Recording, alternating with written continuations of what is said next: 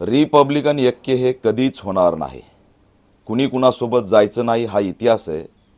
तरीसुद्धा दुर्दैवाने ऐक्याच्या मुद्द्याचं तुणतुणं वाजत असतं आणि त्यातून फक्त आंबेडकरी चळवळीची थट्टा आणि हसू होतं।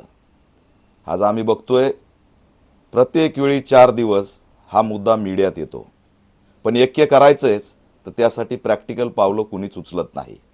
कोणत्याच पक्षाचा महासचिव एकामेकांच्या पक्षाला भेटत नाही, पत्रव्यवहार करत नाही, प्रस्ताव देत नाही, प्रॅक्टिकल चर्चा करत नाही।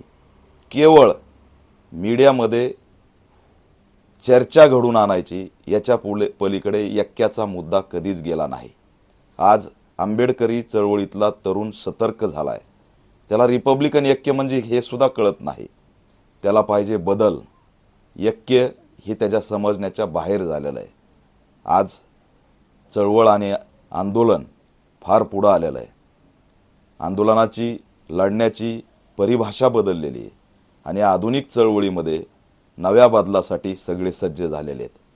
आंबेडकरी समाजाने ह्या ऐक्याचा मुद्दा कधीच आता मागे टाकलेला आहे, कारण त्यांना हे माहीत आहे की हे करणारच नाहीत आणि म्हणून त्यांनी एकजुटीने सामाजिक अस्मितेचे अस्तित्वाचे मुद्दे लढण्याचा ठाण मांडलेली आहे। परभणीचा मुद्दा असेल, भीमा कोरेगावचा दंगलीनंतरचं आंदोलन असेल, आंबेडकर भवन बचावचं आंदोलन असेल, महाराष्ट्रात जेव्हा जेव्हा अस्मितेवरती हल्ले झाले तेव्हा तेव्हा समाजाच्या ऐक्याने, समाजाच्या एकजुटीने मनुवाद्यांना उत्तर दिलेलं आहे। त्याच्यामुळे सामाजिक ऐक्य झालेलं आहे।